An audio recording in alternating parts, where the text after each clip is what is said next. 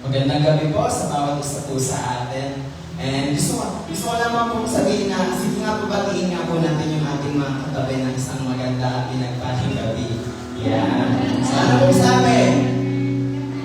Magandang gabi din. Amen. So, ngayong buwan po, di ba, inaalala po natin or pinagdiriwang po natin yung kalayaan or yung freedom or yung independence. And masaya po sa naisipin natin na naranasan po natin yung kalayaan. Pero bilang isang mananampalataya at anak ng Diyos, meron pong mas higit pa doon. Yun yung dapat na kalayaan na maranasan po natin. Ay yung kalayaan na makalapit sa presensya ng Diyos, sambahin siya, purihin siya, at maranasan yung presensya niya sa bawat buhay po natin. Gusto ko naman pong basahin sa inyo yung sinasabi ng Galatians chapter 5 verse 1. Sabi po doon, it is freedom that Christ has set us free. Amen? So mapalit po bawat isa po sa atin dahil pinalayan na po tayo ng Diyos sa kahit anumang pagkakabilanggo po natin sa ating mga buhay. Kaya ngayong gabi po, habang tayo po ay magpupuri, habang tayo po ay sasamba at magpapasalamat, maging panalangin po ng puso po natin na maging malaya po tayo at sabihin po natin sa ating Panginoon Diyos na nagpapasalamat po tayo dahil naranasan natin yung kalayaan na ipinaranas na sa ating mga buhay. Kaya sige po, palakpakan po natin ang Diyos. Hallelujah! Panginoon, maraming salamat sa gabi dito, Panginoon, sa buhay, sa kalakasan, Panginoon, na ibigay mo sa aming buhay, Panginoon. Patuloy na, Panginoon, na nagpapasalamat po kami sa kalayaan, sa freedom, Panginoon, na naranasan po ng bawat isa po sa amin, Panginoon. Kaya naman, Panginoon, sa gabi dito, nararapat kang sambahin, papurihan, Panginoon, because you alone deserve all the glory, all the praises. In Jesus' name we pray. Amen.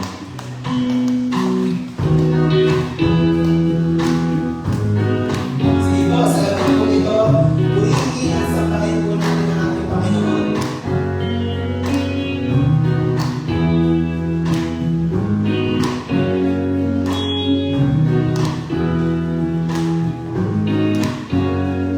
She sent me a boy, gave me a new heart.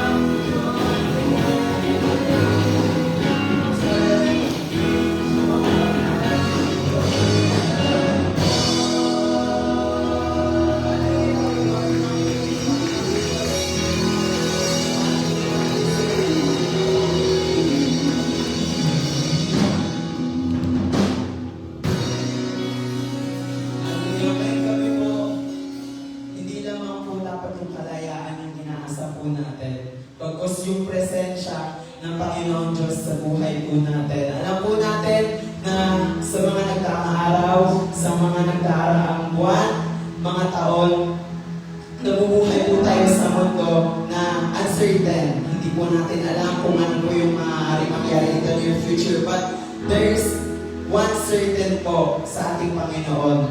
Ayun po yung ililigtas niya po tayo sa bawat kapahamakan na maaari po maranasan po natin sa ating mga buhay. Kaya sige po sa gabi pong ito, patuloy po tayo magpuri, sumamba sa ating Panginoon Diyos na nilito.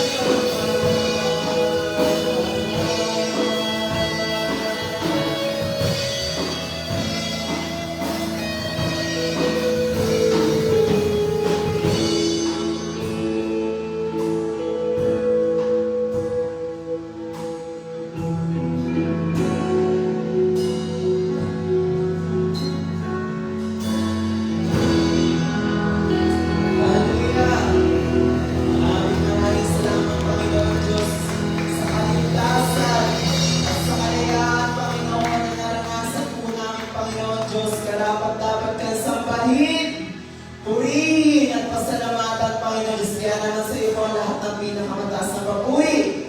Parangal at pasasalamat sa pangalan ni Jesus. Amen.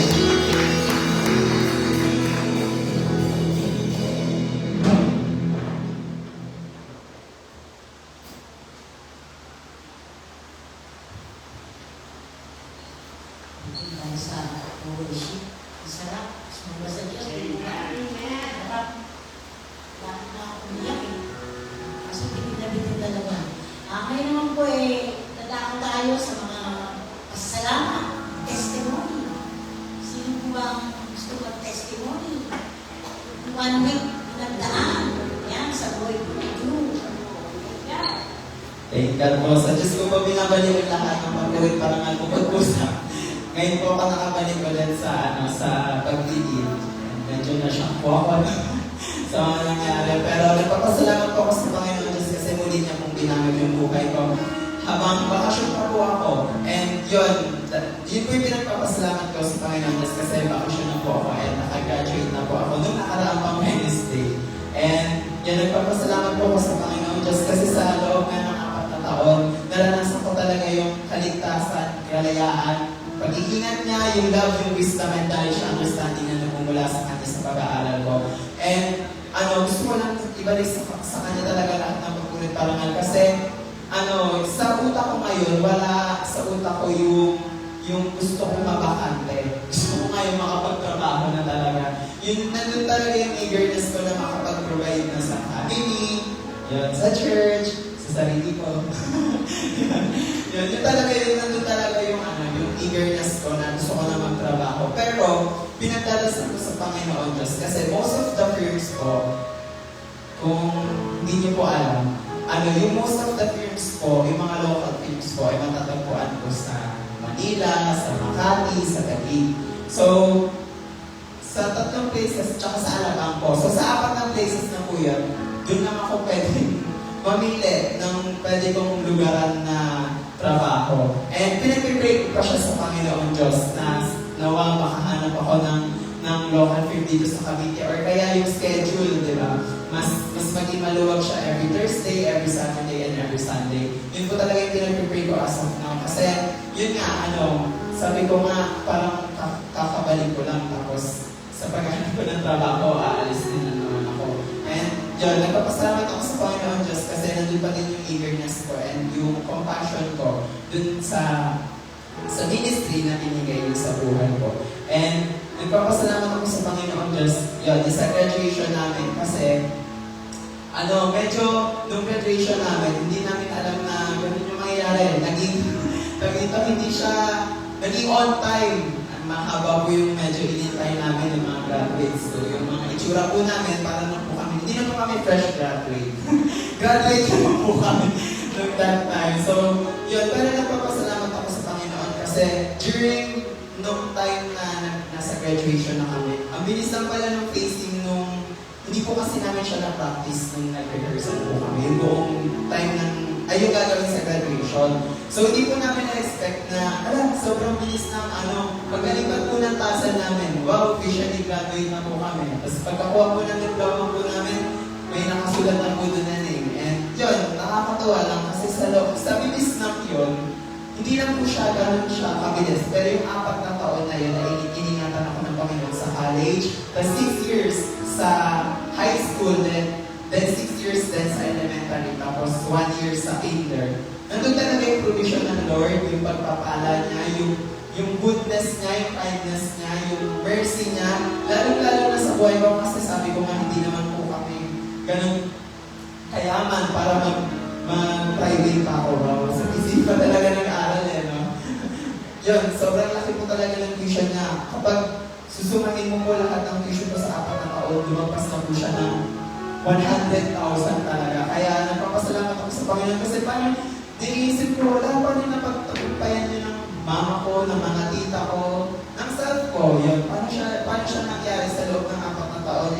Hindi naman kami nakakalabas ng ganong kalaking pera kapag isahan lang. So, sabi talaga ako na-amaze na sa Panginoon as I look back during nung nasa graduation na po kami. Doon na ako na-amaze na sobrang naging mabuti, sobrang naging tapat yung Panginoon sa life ko. And yun lang po yung gusto kong ipagpasalamat sa Panginoon Diyos.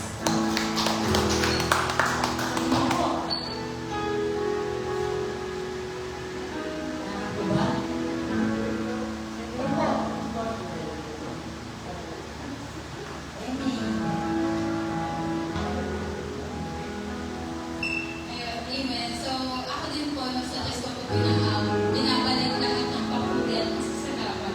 And, ayun pa nga po, nasabi na po nito lahat. Ayun po, pero po sa personal ko po, ako po kasi ay 5 years po ako sa college kasi nga po nag-regular student ako. And, ano po, ganun pa din po, talaga po yung provision ng Panginoon, lalo na po sa financial. Kasi nga po, nag-private pa po kasi school eh. And ayun naman po, nakaraos po and nakaka-proud lang po na meron akong degree holder sa pamilya po namin, sa Orgulyo family po. And ayun po, maraming talaga po yung pasasalamat po sa Panginoon. Umaapaw po kasi hindi lang sa akin at sa family ko rin po na talaga po sumuporta, nag-provide, and talaga po yung efforts, lalo na po ng mga magulang ko po. Ano ba yan? Kaya ng mga magulang ko po. And ayun po, sa Diyos po ang papuri, parangalan pa sa salamat.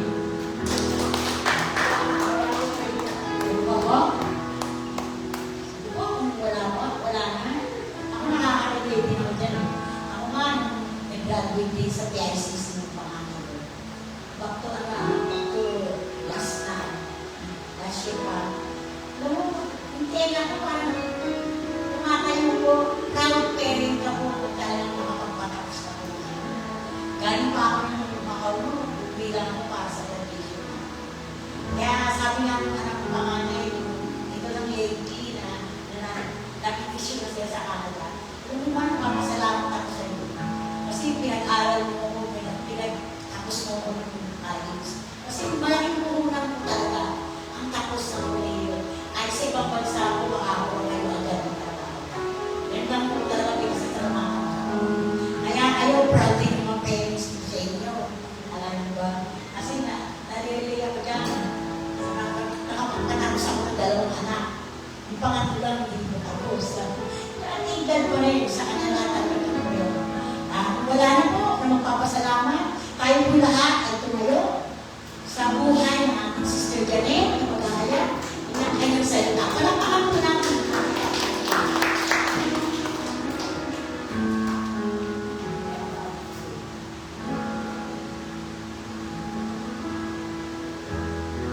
Sama-sama po tayo pumipit at panalangin.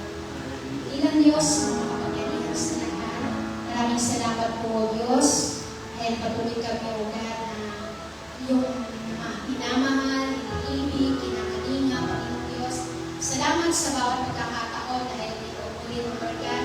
Muli kami nagkatimpong sa iyong templo upang mag-aral ng iyong salita, upang magpalakasan, upang patuloy, Lord, na mabusog, Panginoon Diyos, sa pamamagitan ng iyong mga salita, ang aming mga spiritual na uhaw, buto mo, Lord God, pupunan mo ito, Panginoon Diyos, sa bigyan mo, sa habang kami, O God, ay nakikinig ng mga salita, patuloy, Lord, na pangmusap ng iyong Santong Espiritu, Lord, malaya mga gawa ng ating Diyos, Lord. Salamat, O Lord God, dahil patuloy, Lord, pinahintulutan mo, Lord, malaya kami magsama sa iyo.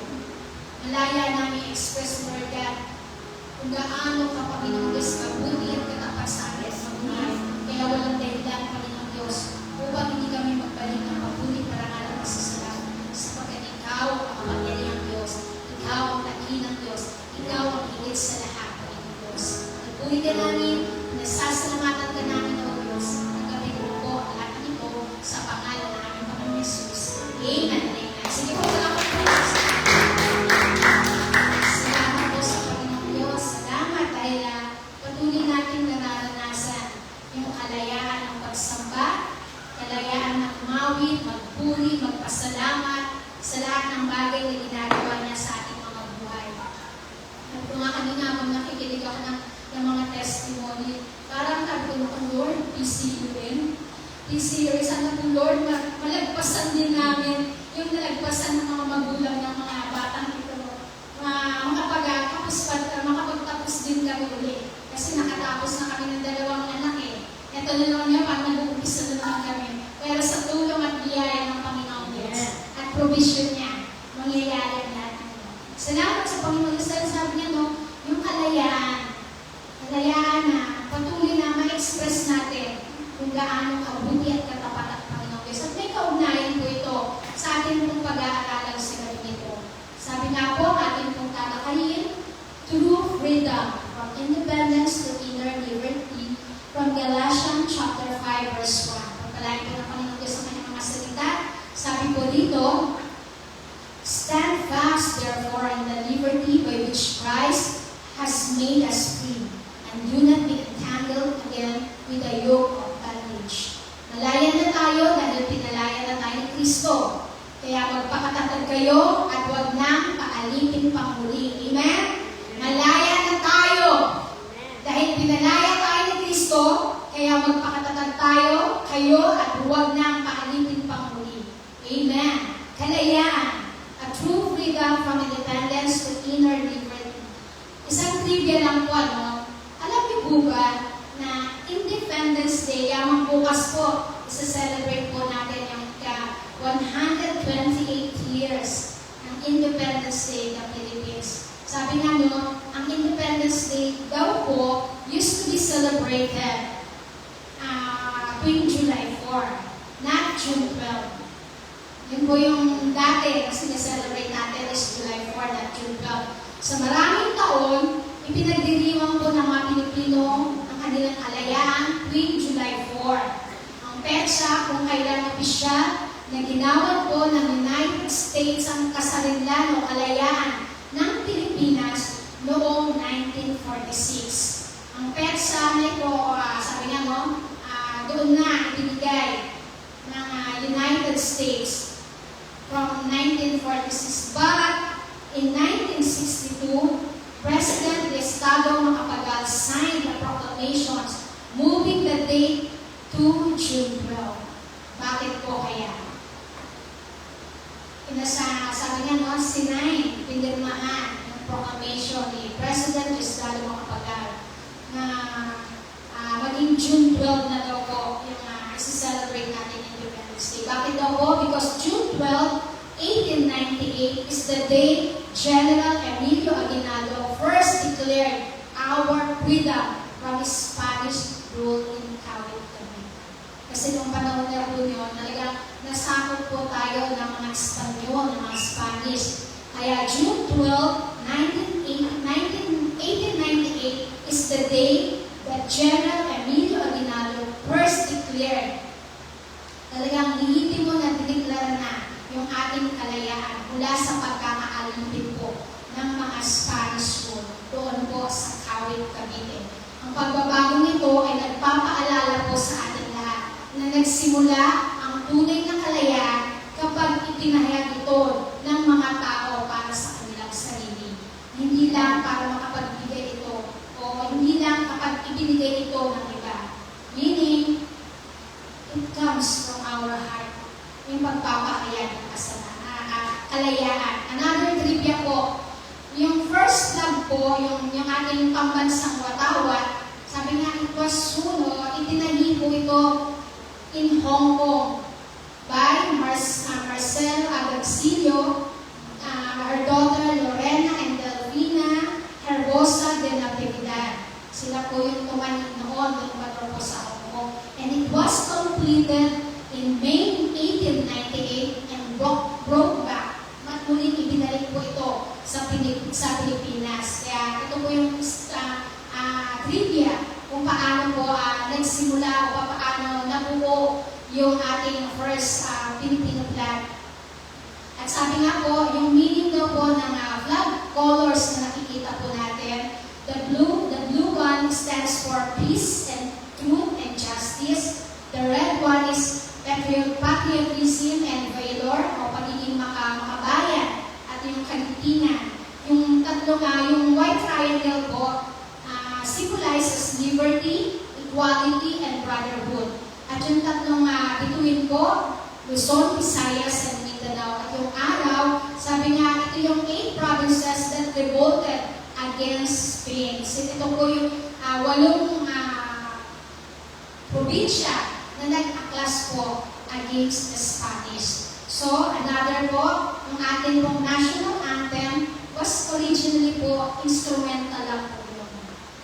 Hindi pong kinakanta ng Lupang Hinirang. Sabi niya, was originally an instrumental march. Wala po siyang lyrics.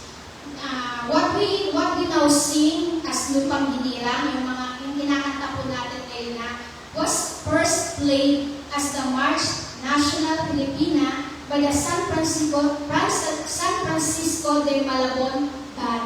Sila po yung kauna-unahan na tumugtog po o nag-play po ng ating Lupang Hinirang. Sabi nga, ito ay March National Filipina by the San Francisco de Malabon Band. It has no lyrics. Wala yung lyrics, kundi instrumental lang. And words were added, nilapatan na lamang po ito ng lyrics by Jose Palma noong pong 1899 and originally titled Pilipinas. Bago pa siya maglupang hinira, Pilipinas po yung original title po yan.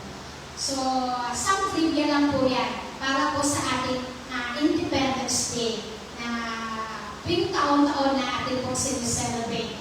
Kaya nga ba, ano nga ba itong true freedom? From independence to inner liberty. Ano nga ba itong tunay na kalayaan? Mula sa kalayaang panlabas, patungo sa kalayaan ng puso at isipan. Minsan, iniisip po ng mga tao ng kalayaan, ang pagkakaunawa nila sa kalayaan, ito yung walang batas. Kalayaan means walang batas na sinusunod. At gawin lang kung ano yung gustong maibigan o gusto nila. Subalit, sabi nga po, hindi ito ang tunay na kalayaan. Ito ang pagiging makasarili o yung tinatawag na selfishness. So, ang kalayaan, hindi po ito na naisip natin na pagiging kawalan ng batas. Malaya na tayong gawin kung ano man yung mga naisin natin. Gawin na natin lahat yan. Hindi po yung kalayaan. Kundi sabi nga, ito ay ang pagiging makasarili. So, freedom, according to Webster Dictionary, freedom is the power to write or to act, speak, or think as one wants. It is also the state of not being imprisoned or enslaved. Ito daw po yung kalayaan o freedom according to Webster Dictionary. That's why in our modern world, yung kalayaan po is celebrated crime. Bakit po? We learn to live life on our own terms. Mas ninanasa pa natin na makapamuhay sa sarili lamang nating kalayaan, sa sarili nating gusto. Many people, even mga Kristiyano po, desire freedom. Tama po ba? Sino ba nagdi-desire ng freedom dito? Lahat tayo. Diba? Kalayaan sa pagsamba, kalayaan sa pagpupuri. Sabi nga, many even Christian desires freedom. Freedom from what? Freedom from financial burdens, freedom from illness, freedom from emotional pains, and even existential fears. Na ito yung maraming ninanasa na mapalaya sa anumang takot at pangamba. But true freedom in the kingdom of God is different. Ang tunay na pong kalayaan sa kingdom ng Panginoong Diyos ay ibang-iba po. Ano nga ba itong tinatawag natin real freedom or true freedom? Sabi nga po, this is a freedom more than a ticket to heaven. Higit pa ito sa ticket patungong langit. Freedom in the kingdom of God. It is about being reconciled. Reconciled from whom? From what? It is about being reconciled with God through faith in Jesus. Yung pakikipag-ugnayan natin, pakikipagkasundo natin sa ating Panginoong Diyos, sa pamamagitan po ng ating pananampalataya sa ating Panginoong Jesus. And it is a transformative experience. Di po ba, lahat tayo nakaranas nitong tinatawag na transformative experience. Kaya nga po nakaranas tayo ng totoong kalayaan eh. responsibility, having the power to choose, by choosing what is right, fair, and helpful to everyone. Ang totoong kalayaan daw po, nagpapasimula po ito sa pagkakaroon po natin ng responsibilidad. Pagkakaroon ng kapangyarihan na pumili, pero ang pagpili po natin, sabi nga kung ano yung tama, kung ano yung patas, at kung ano yung makakatulong sa bawat isa sa atin. That's why choosing what is good, pagpili kung ano yung tama at nararapat, and not just doing whatever we want. Hindi lang natin pinipili kung ano yung tama at nararapat, kundi hindi lang basta gagawin natin yung kung ano lang yung ginusto natin. Kung ano lang yung flow ng karamihan, kundi sabi mo, choosing what is good and right.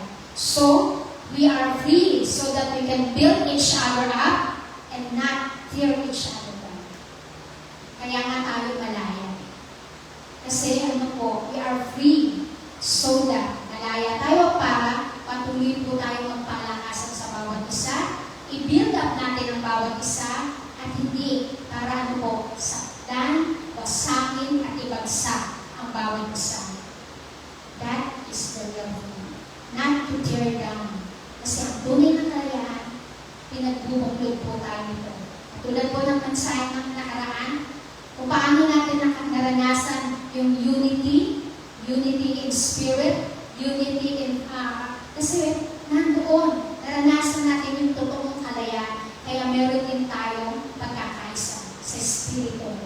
Sabi nga po, namatay po si Kristo para palayain tayo mula sa kasalanan at mula sa mahabang listahan po ng mga batas o regulasyon. Yung list of laws and regulation, pinalaya na po tayo doon.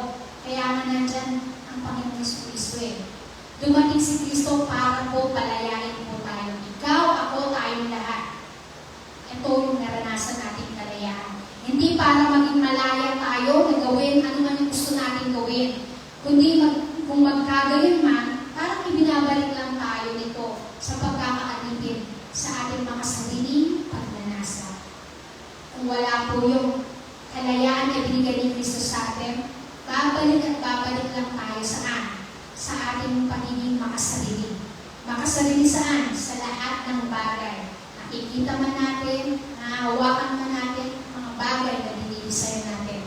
Kaya nga po, sabi rin ng Galatians, chapter 5, verse 13, "You, my brothers, were called to be free, but do not use your freedom to indulge the sinful nature.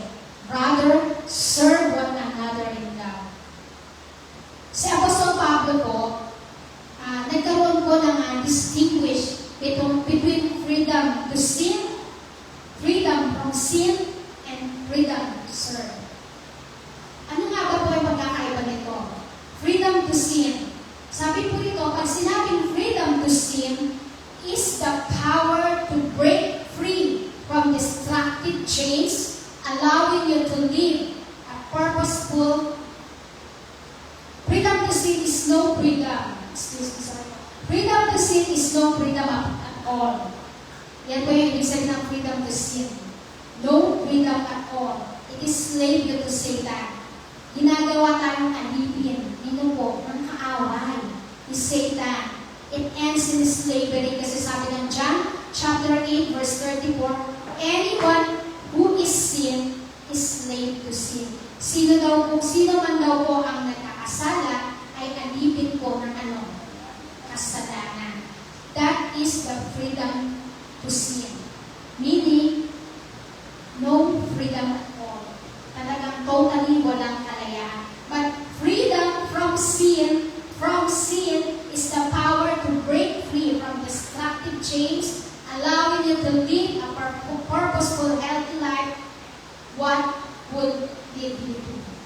It is, sabi nga, power to break. Kapangyarihan po para wasakin po ano man yung mga bagay na tumatangkala sa atin. Nagkakaroon po ng bondage sa atin. Ano po itong mga bondage na to? Bondage from slavery, bondage from poverty, bondage from sickness, diseases. Ano bang mga bondages na pumipigil sa atin para mapaglingkuran ng Panginoon Diyos? Kaya nga, there is a freedom from sin. There is the power to break this para makalas po, makalag yung nakatanigala sa bawat buhay natin. Maputol na yung bawat chain na nagdudulot ng distraction. Saan po? Sa ating paglilingkod at sa ating buhay spiritual. Kaya nga nagdadala ito para maging makabuluhan po at malusog yung ating buhay na kung saan magdadala to freedom to serve. Kalayaan para makapaglingkod. And freedom to serve is free in Him. True freedom. And that is the true freedom. Freedom to serve. Sabi rin po yan ng John chapter 8, verse 36 and Galatians 5:13. Freedom to serve is believers should not be slave to sin. They are free to do right and to glorify God through loving service for others. Ito po yung tinatawag na true freedom. The true freedom is the true freedom to serve. Na kung saan, ang bawat isa sa atin, ang bawat mananampalataya, hindi na po alipin ang kasalanan, kundi malaya na gawin kung ano yung mabuti at tama at magdadala upang mapapawihan natin, mag-glorify natin ang Panginoong Diyos at magdudulot ito para mapaglingkuran po natin ang bawat isa. So we celebrate June 12 as the day of our forefathers declared our nations free from foreign rule. Malaya na tayo. Kaya nga may celebration tayo bukas. Independence Day. Malaya na sa anumang pagkakabilan. Simula sa ating gobyerno, sa ating pamahalaan, sa ating bansa, at maging sa bawat iglesia at buhay ng mananampalataya. So, these historical events carries a deep meaning for our spiritual life as well. Independence Day carries a deep meaning for our spiritual life. Araw po ng kalayaan ay nagdadala po ng malalim na kahulugan sa ating buhay spiritual. Ano po ba ito? Una, sabi rito, a true freedom begins with a choice. Ang tunay na kalayaan po nagpapasimula po sa pagpili. Sabi ng John chapter 8, verse 32 and verse 36, then you will know the truth, and the truth shall set you free. Verse 36, so if the Son sets you free, you will be free indeed. Diba? Ang sarap po pakinggan. Kung alam mo ang katotohanan ang magpapalaya sa iyo. In our history, sa ating pong history, 1898, General Emilio Aguinaldo at ang iba pang ating mga bayani first declared Independence Day long before other nations recognized it. Spiritually, tinuturo po sa atin that freedom starts from love. Sa history natin, kasama ng ating mga bayani, idineklara po yung independence o kalayaan long before pa, bago pa i-recognize pa ng iba't ibang karating bansa. Pero sa atin, spiritually, true freedom starts kinarahan. Dito po sa puso natin, nagsisimula ang totoong kalayaan. Hindi na natin kailangan maghintay pa ng sino man sa atin para palayain tayo o para kalagan yung anuman yung nakatanigala. Ano yun? Yung mga kasalanan, mga bad habits natin, yung mga lumang tao pa tayo, selfishness and fear. But we choose to turn to God and live in truth. Because, sabi nga, kalayaan nagsisimula sa ating puso, pinili natin ang ano? Mas sundin ang nais ng Panginoong Diyos at mamuhay sa katotohanan. Ikaw ako kaya narito kasi pinili mo yung katotohanan. Katotohanan na magpapalaya sa atin, katotohanan na mararanasan natin, merong totoong Diyos. Nagpasakit, nag-alay ng buhay para maranasan natin yung totoong kalayaan. Kung hindi nagsimula ito sa puso natin, sabi ko nga, lagi natin inuulit-ulit, wala tayo ngayon dito. May kanya-kanya tayong kabisihan. May kanya-kanya tayong gayang. Pero, sabi nga, because our heart patuloy na nauuhaw, sasabik sa presensya niya, sambahin, purihin ng Panginoong Diyos sa Espiritu at katotohanan. Kaya huwag po natin hayaan that every time we know na may mga gawain ng Panginoong Diyos na lumiliban tayo, parang natural na lang sa atin, ay okay lang mo. Kung alam mo, kung alam natin na tayo ay pinalaya ng Panginoong Diyos, patuloy tayong nauuhaw na sasabik sa presensya niya. Sapagkat sa presensya ng Diyos, doon natin nararanasan that we are totally free. Sabi ko nga minsan kaya yung midweek service po natin, walang ganito, kundi buong isang oras, pagpupuri, pagsamba, para sa Panginoong Diyos lamang ang gagawin natin. Isang oras tayong aawit, isang oras tayong sasayaw, isang oras tayong magpupuri, magsasamba. Kasi bakit? Malaya na tayo. Noon po, yung panahon po ni Pastor Joey, naranasan po namin yan. Talagang magpapagulong-gulong po dyan yung mga manggagawa ng Panginoong Diyos. Iikot po. Kasi sabi, yung journey eh. Pinalaya na tayo ng Panginoong Diyos. Sabi ko, namimiss namin yung ganong gawain eh. Ayan, nandiyan pa mga bata pa yun sila Brother Ryan. Diba? Brother Moises, Brother, mag-twins na yan, kambal na yan. Na Pastor Heidi. Ang sarap po. Yung pagsamba natin, minsan mauhaw po tayo sa pagpupuri at pagsamba. Kasi kalayaan eh. Minsan tayo nagiging monotonous na lamang po. Ay, midweek service, ay may MC, may operator, may kakanta, may tutugtog, may mga ngaral, may mag-operatory, parang program na lang po yung ginagawa natin. Minsan kaya po subukan natin. Isang oras, magpupuri, magsasamba tayo. Let the Spirit of God, Lord, flow. I-flow lang natin. Hayaan lang natin.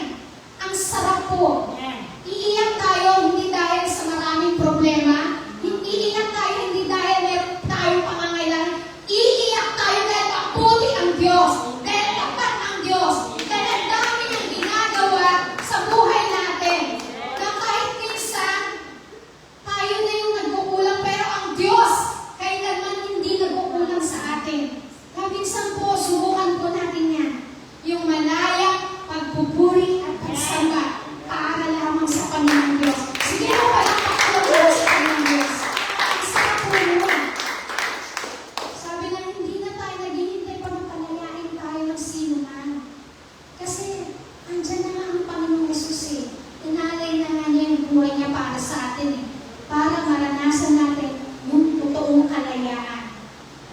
Bagkus, pinipili natin tumalikod mula sa mga kasalanan patungo sa Diyos at mamuhay sa katotohanan. But we choose to choose God over everything and to live the truth. Kasi bakit? Jesus Himself is the truth that makes us free. Si Jesus mismo yung katotohanan na siyang nagpalaya sa atin. He is the source of truth, the perfect standard of what is right. He freed us from the consequences of sin, from self-deception and deception by Satan. Tingnan niyo po, ang daming ginawa ng Panginoon sa atin. Yung kalayaan na ibinigay niya. He does not give us freedom to do what we want, but freedom to follow God as we seek Him to serve. Kaya tayo narito eh. Kasi malaya na tayong sundin kung ano yung kalooban ng Panginoon sa atin. At sabi niya, hindi natatapos yung pagsunod, kundi sabi, paglingkuran ang bawat isa sa atin. Amen? Kaya po, no, ihanda po natin ang ating mga sarili. Baka sa mga susunod po na gawain ng Webes, malaya, pagpupuri at pagsamba. Kasi ito yung pinipili po natin. Maranasan natin ang presensya ng Panginoong Diyos. Patuloy tayong mag-recharge muli sa presensya ng Diyos. Hindi tayo going the flow ng program, kundi programa ng Banal na Espiritu. Amen? Pangalawa po,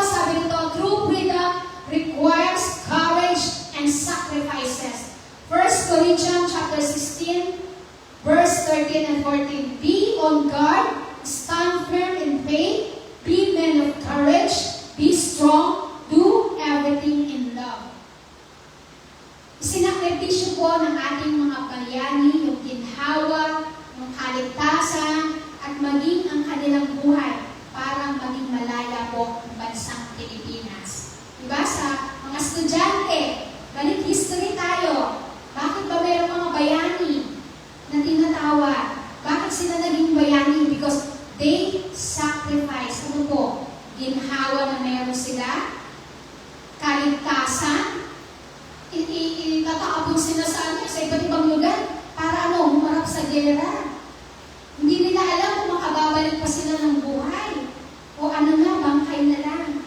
Pero sinakripisyo po nila yung kaligtasan at maging ang kanilang buhay para maging malaya po ang bansang Pilipinas. Our heroes gave up comfort, safety, even their lives so we could be free. In the same way, spiritual freedom calls for courage. Choosing honesty over cheating. Forgiveness over anger. Goodness over what is easy. Doing what is right even when it's hard. Diba? Ang dami natin sinasakripisyo. Ang dami sinasakripisyo ng bawat tao o mananampalataya na nag-alay ng buhay para kay Kristo. Para sumunod sa kalooban ng Panginoong Diyos. Ikaw, ako, tayong lahat. Tinawag ng Panginoong Diyos, hindi para sa sitting pretty tayo dyan sa kinaupuan natin. Tinawag tayo ng Panginoong Diyos para ang buhay natin maging patotoo sa labas. Ang buhay natin magamit, mapaglingkuran ang kapwa natin, mapaglingkuran yung mga tao na nangangailangan ng salita ng Panginoong Diyos. Nangangailangan ng kaligtasan. We can also call our spiritual leaders as heroes. Even yung mga spiritual leaders natin, pastors, leaders, teachers, evangelists, prophets. We can also call them spiritual hero or leaders as heroes. They don't just teach. Hindi lang basta sila nagtuturo. They model courage and sacrifices. Turning fear into faith. Comfort into service. Even sila nakakaramdam ng takot. Pero, dahil sa pagkakatawag sa kanila ng Panginoong Diyos, they turn their fear into faith. Comfort into service. So, how our spiritual leaders give courage to us? Kung sabi nga po dito, lead from faith, not fear. They stand firm when others waver, reminding congregation God is present. Patuloy sila nga nakatayo, diba? Kahit sa paligid ng mga lingkod ng Diyos, may mga sumasalungat, may mga hindi naniniwala, pero patuloy nilang pinapaalala sa kongregasyon that God is always present in us. Lagi natin kasama ang Panginoong Diyos. They speak truth with love. They confront sin and justice, but always to lift up, not to tear down. Nagpapahayag sila ng katotohanan ng may pag-ibig. Ang mga lingkod ng Diyos, sabi nga, bagamat may mga pagkakataon, ouch! Ang sakit naman magsalita ni sister. Ouch! Ang sakit naman ng pangangaral ni pastor.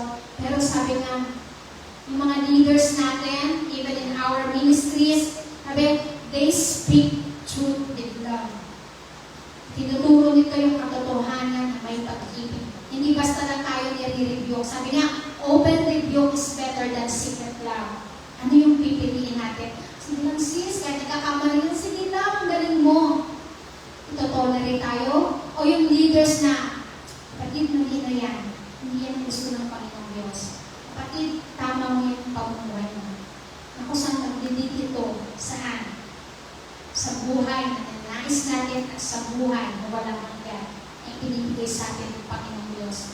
Normalize trust. They share their own struggles, showing that courage is not the absence of fear, but choosing God in spite of.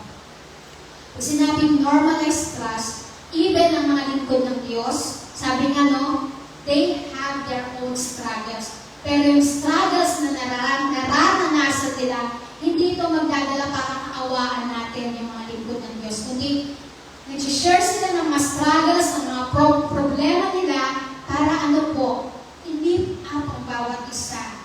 Na kung saan, instead na tayo ay matakot, instead na tayo ay give up, ating pananampalataya at paglilingkod, patuloy tayong ini-encourage ng mga lingkod ng Diyos to choose God over all, despite of ng problema, pagsubok, kawalan, ano pa man na nararanasan natin. Sabi nga, lahat tayo may kanya-kanyang takboy ng buhay. Lahat tayo may kanya-kanyang nararanasan ng problema. Pero salamat sa mga lingkod ko ng Panginoong Diyos na patuloy na itinatayo ng Panginoong Diyos para magpalakas po sa atin at sabihin that we could always choose God no matter what, despite of ano man ang nararanasan natin. Kasi bakit? After that we overcome all the challenges, sabi nga anong sarap naman sa presensya ng Panginoong Diyos at patuloy na tutugunan yung ating mga pangangailangan. Another thing is our counsel. Even they also have their own difficulties. Napansin niyo po ba? Kahit na ang mga lingkod po ng Diyos, may kanya-kanya din po yung mga pasalin. May kanya-kanya din silang mga problema, pagsubok. Pero pag lumapit tayo sa kanila, Pastora, may problema ko. Ipag-pray po ako. Hindi po nila sasabihin sa atin, ako nga din may nararamdaman nga din ako, walang nagpe-pray sa akin. Hindi. Tatayo po sila. Patuloy na ipapakita sa atin na sila ay malakas. Pwede natin silang lapitan anytime. 24 hours, sabi nga, Pwede natin sila kasi they offer counsel even though they have their own difficulties. Amen? How they give their sacrifices. Sacrifice of comfort. Giving up personal ease to serve, pray, and care for others. 1 Thessalonians 2:8. Diba? Yung comfort nila Pwede naman sabi nga may mga lingkod ng Diyos na talagang ang ganda naman ng buhay nila. Bakit tinalikuran nila yun? Para makapaglingkod. Para magbigay sa atin ng encouragement. Sabi nga they give up personal ease to serve, to pray for us, to care for us. That is sacrifice of comfort. Another thing is sacrifice of reputation. Choosing truth over popularity, even misunderstood. Yan po ang mga lingkod ng Diyos. Minsan, tumutulong na sila, even their own finances na ibibigay na, pero sila pa yung nami-misunderstood. Minsan, may gagawin lang, may biglaan lang pag may meeting, minsan nami-misunderstood na sila. Ayaw mo naman, Pastor, meeting na naman, ano na naman yan? Nami-misunderstood nila yung bawat ginagawa ng mga pastor, ng mga lingkod ng Diyos. Pero sabi they even sacrifice their reputation na kahit na minsan may iba ang sama ng tingin sa mga lingkod ng Diyos, may iba parang binabaliwala, they don't respect the servant of God. Pero sabi nga they give, they even sacrifice their own reputations para sundin ang tawag ng Panginoong Diyos ng buhay. Sacrifice of safety, standing for the vulnerable, sa mga mahihina, risking rejection or harm. Diba? Mga kapatiran, mga mananampalataya, minsan din ang hinana, anong gagawin ng mga lingkod ng Diyos? Kapatid, kaya po yan. Encourage pa tayo kahit naman sila nanghihina na rin. Sister, brother, magpakatatag ka. Never give up. Diba? Ganun ang mga lingkod ng Diyos Hindi natin sila nakikita. Kasi, sabi ko habang makita natin ang mga lingkod ng Diyos, Pastor Med, Pastor Alan, yung mga i-raise up ang mga pastor dito na nanghihina, nanlulumo, nanlulupay-pay. Ano na kaya po tayo bilang mga miyembro? Wala na rin tayo. Baka wala ng God's Glory Church dyan may Cavite. Bagsak na. Pero hindi. In spite of may mga nararanasan, may sakit, pero patuloy na lumalaban para sa tawag ng Panginoong Diyos. In spite of may mga problema, in spite of ano man yung nararanasan nila, still, mag-i-encourage pa rin sila. Lalo na sabi nga sa mga vulnerable, yung mga nanghihina na, yung mga gusto nang bumitaw sa pananampalataya. Naalala ko po, yun yung laging patutuo ni Pastor John noon. Na kapag mag-speak daw po siya sa mga church, po yung discerning spirit nila eh. May mga magpe-pray sa kanya, may mga pastor na lalapit sa kanya, gusto nang give up, i-give up yung church. Pero kapag nagturo po si Pastor Jude, nang-aral siya, wow! Parang na-enlighten muli yung kongregasyon, yung mga pastors, yung mga lingkod ng Diyos. Kasi bakit? Yun yung tawag sa kanya ng Panginoon Diyos eh, na kahit mismo siya din nakakaranas ng pamihina. Pero sa kanya, never give up until his last breath. Di ba? Sacrifice of self, putting the spiritual good of others above other own desires. May pangangailangan ng lingkod dito, pero uunahin pa rin pangangailangan ng miyembro niya. Diba? Putting others above all. Mas uunahin. Lagi natin yan nakikita. Diba? Sabi nga, even sa mga kainan eh. Lagi yung uunahin na pakainin yung miyembro, yung bisita, bago siya yung kumain. Nakakain na yung lahat, pero siya, doon pa lang siya kakain. Nag-uwian na lahat, pero doon pa lang kakain yung lingkod ng Diyos. Kasi bakit? Hindi siya yung, lingkod ako ng Diyos, paglingkuran niyo, pabigyan niyo ako. Hindi sila gano'n. Hindi, sabi, on good muna ng kanyang nasasakupan. That is courage and sacrifices. This is true heroism. It's not fighting a war, but conquering our own mistakes. Ang tunay na kabayanihan ay hindi yung pakikipagdigma, kundi ang pagdaig sa sarili natin mga kailangan. Even ang mga lingkod ng Diyos, leaders, sino man sa atin, may mga weaknesses po ba. But sabi nga po, this is what we conquer for. Ito yung dapat natin mapagtagumpayan. Madaig. Sabi ng tunay na kabayanihan, hindi lang sa pakikipag-ugma yan. Hindi bayani ka kasi nakipag-ugma ka. No. Sabi ng conquering our own weaknesses. Even ang mga heroes natin, ang mga sundalos natin, may mga weaknesses po yan. Pero na-overcome nila ang mga weaknesses. Kaya nga sila tinaguri ang bayani ng Pilipinas. Even sa buhay natin, bilang mga mananampalataya. Marami po tayong battle na kinaharap. Pero ang number one battle natin, saan? Sa sarili po. Kaya kailangan ito yung unang-una natin ma-overcome. Amen? Heroism is the display of exceptional courage, bravery, and selflessness in facing the danger. So, true heroism is not fighting a war, but conquering our own weaknesses. And lastly po, sabi dito, true freedom comes with responsibility. Galatians chapter 5 verse 13, sabi po, being an independent nation, we have the duty to care for our people and for our land. Ito po yung kung kaya tayo meron sineselebrate po ng Independence Day. Kasi naranasan natin yung pagkakalinga po sa atin ng mga bayani natin at para po sa ating bansang Pilipinas. And spiritually, freedom is not the right to do whatever you want. Lagi ko po yan sinasabi. Ang kalayaan, hindi po ito yung rights natin para gawin lang natin kung ano yung magustuhan natin gawin. It is the power to do what is good and right for others. Kapakanan ng ating kapwa. Ito ang tunay ng kalayaan. True freedom set us free from within.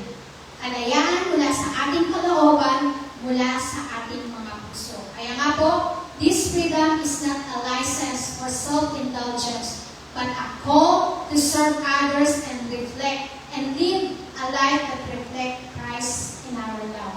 Christ's love for us. Kaya nga po, ang totoong kalayaan, hindi po ito lisensya para lang sa ating mga self-indulgence, mga desires, sabi nga. Pero ito po ay panawagan sa bawat isa sa atin para paglingkuran po ang bawat isa, ang kapwa natin, at mamuhay tayo ng buhay na kung saan nagre-reflect po ang pag-ibig ng ating Panginoon Jesus. Kasi kung wala ang pag-ibig na yan, wala po. Kung hindi natin naranasan ang pag-ibig ng Panginoong Diyos, wala. Bawat gagawin natin, gusto natin may kapalit. Tama po? Tutulungan kita pero, ano naman. Pero because of that, kahit walang kapalit, no matter what, even when it's hard, kahit na mahirap, gagawin natin. Kasi bakit? We are free from any bondages. And sabi nga, ano ang silbi ng isang malayong bansa kung ang puso natin ay nakatali pa sa kasakiman, sa galit, sa kamangmangan, o mga bagay na pangit at negatibo. Ano ang silbi ng pagiging born again natin? At sinasabi natin, we are transformed by the grace of God. We are set free, pero patuloy pa rin tayo bumabalik sa old self natin. Anong silbi? Ang sinasabi natin, we are free. Kung pabalik-balik naman tayo nagkakasal. Kung paulit-ulit naman tayo nagkakasal. Kung pabalik-balik tayo na binabalikan yung dating pamumuhay natin. Ano yung silbi ng sinasabi natin? We are transformed by the grace of God and I am set free. Walang silbi po yun. Christians, believers of Christ, followers of Christ, mga kamanggagawa ko sa Panginoon, we should not be slave to sin. We are now free to do right and to glorify God through loving service to others. At ito po yung mensahe ng Panginoong Diyos sa gabing po nito. Tayo pong lahat, tinawag na Kristiyano, tinawag na mananampalataya ng Panginoong Diyos, tagasunod ng ating Panginoong Yesus, mga kamanggagawa ko kay Kristo, huwag na po tayong paalipin pa. Saan? Sa anumang kasalanan, sa anumang mga bandages, anumang mga bumibihag sa atin, nagpapatigil sa atin para sa paglilingkod. Malaya na po tayo. Mga kapatid, malaya na tayo. Sabi mo sa katabi mo, malaya na tayo. Malaya na tayo to do right and to glorify God alone through our loving service para po sa bawat isa sa atin. Amen? Sabi po sa panghuli, conclusion, sabi po rito, let us remember the true freedom. Sabi nga, tomorrow is our country is celebrating 128 years Independence Day. As we raise our flag, let us remember that true freedom is not only about being free from others, it is also about being free from within. Political freedom give us a nation, but spiritual freedom give us peace, dignity, and purpose. May we live as truly free Christians, honoring God, loving our neighbors, and making our nation proud. Hindi lamang po ang bansa natin ang magiging proud sa atin, kundi mismo ang ating iglesia. GGC-GMA magiging proud po sa atin ang Panginoon Diyos because we live as a free country, a free believers of Christ. Amen? Sige po, tayo po lahat ay tumuyo at manalangin. Hallelujah, Lord Jesus. Thank you, Lord God. Thank you, God. Thank you, Jesus. Oh, Father God in heaven, Almighty God, we thank you for the gift of our nation's Independence Day and for the heroes who fought for our freedom. Salamat po, Panginoong Diyos, sa pag-celebrate namin ng Independence Day sa araw ng bukas, Lord God, sa mga bayani po namin na lumaban para sa kalayaan ng aming bansa. We also thank Lord for the life of our spiritual leaders who serves as an inspiration for us. They dedicate their life in helping us, in guiding us, and leading us in the truth of your word. Salamat po sa buhay ng mga lingkod mo, Panginoon Diyos, sa patuloy mong ginagamit sa amin upang maging malakas kami, maging matatag ang aming pamumuhay, paglakad bilang mga mananampalataya. Panginoong Diyos, teach us that true freedoms begins in our heart. Set us free, O Lord God, from the bandages of sin. Set us free from selfishness and wrongdoing, O Lord God. Set us free from bondage of poverty